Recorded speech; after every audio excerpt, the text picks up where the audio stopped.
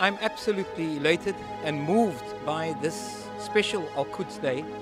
For the first time in 40 years in South Africa, not only has most of the people come out to the streets to support the Day of the Oppressed and Exploited, but also the people of Bo Kaap in their own particular issues around gentrification, about the city becoming very racist and becoming very class in terms of the class conflict.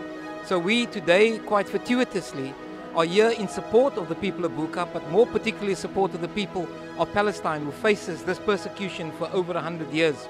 The massacre, the murders, the incarceration, the bombing, and of course the destroying of homes and the complete erasure. We today commit ourselves once more, not only on a yearly basis, but every day, to rid ourselves of this violent occupation and to rid ourselves, in fact, of any forms of gentrification and discrimination. So we support the Bo Kaap community, we support the Palestinian community, and we support that the liberation of Al-Aqsa is in our sights as in our grasp. We ask Allah subhanahu wa ta'ala to give Jannah to Firdaus for all of the martyrs.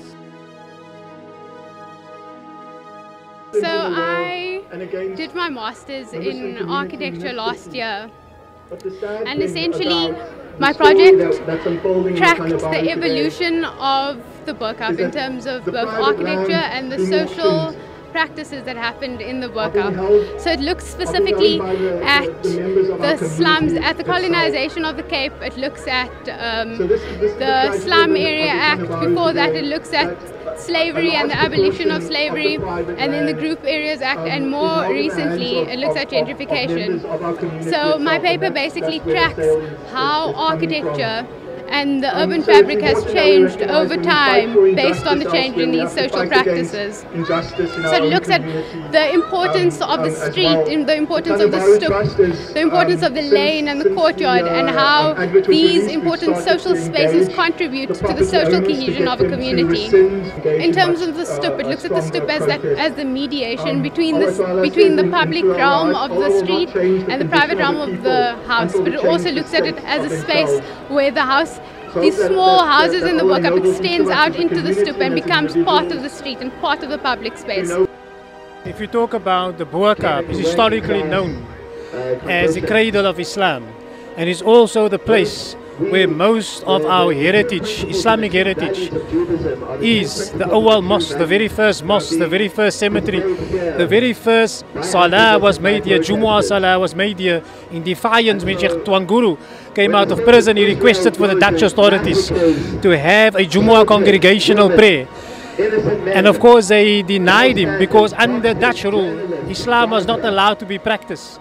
The Muslim community at the time, in defiance of that law, still went ahead, and yet the punishment for practice religion during the time when the Dutch rule was death. And I think it was that spirit that we are here today to continue to protect the heritage of Islam and the heritage of Bo Kaap and the entire Bo Kaap as a whole. Because if we look at heritage, most people look at heritage as simply buildings and molds and things, etc. We look at heritage, which includes our lifestyle, our adhan that they want to silence. We also look at our heritage of our own culture, in terms of our khadats, in terms of our Maulud celebrations here in Bo Kaap, and so on. So that is what we're here for, to protect our heritage and to stop gentrification, which have disastrous implications if Bo Kaap must be gentrified. I think the spirit that we see here today tells us that we will be able to sustain it. We've got a number of programs. Part of this is to educate our young people around activism and to make sure they are properly politically educated. And that remains in the form of workshops, in the form of engaging them. We can scream, we can do all of this what we're doing. But at the end of the day, we must ensure that the next generation are educated politically on issues of Bo Kaap and broadly. And that is very extremely important for us, that we make sure that we leave a young people with a legacy. In unity we are strength, and we salute the youth for really putting this particular program together. And not only this, but rather the resistance that has been put together here is driven by the young people. And so the feeling is overwhelming.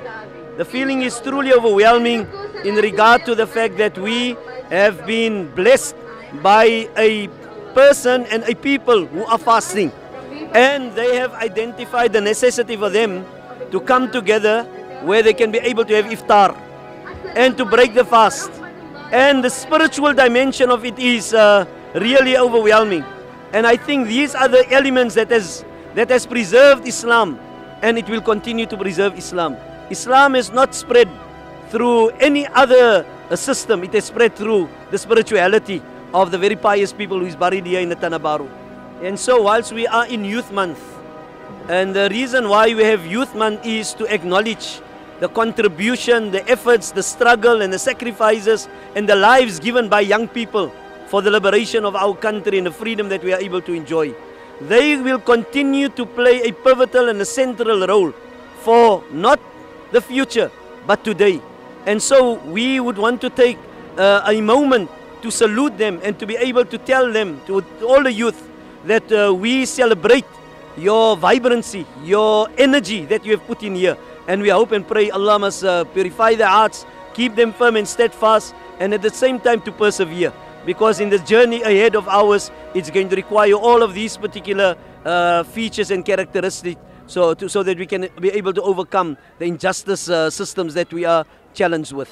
I thought that I must come here in possibly the last Friday so that I can feel this atmosphere and draw strength from this atmosphere and to see the hope for the next generation that, alhamdulillah, praise be to God, young people are taking the lead as they did in 1976, as they did in 1980, as they did in 1985. But this time they are saying we are trying to preserve the quality of our freedom, the quality of our lives, the quality of our democracy, and that is why I come here to salute you.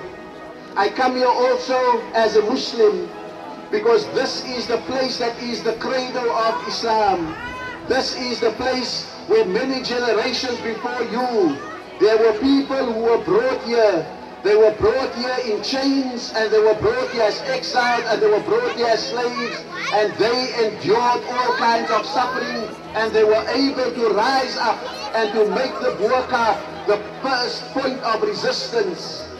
When first they wanted to take over the Tanah Baru in 1884, it was here that the first march happened, and you are recreating that spirit that was there. And so we want to say that today we add on to what you are doing, and we're giving it a global dimension, because we are saying that even in conditions of freedom and democracy, these are the hardships that we face. The gentrification of this area, the ability to remove our people, to remove our culture, to remove our heritage from the burqa.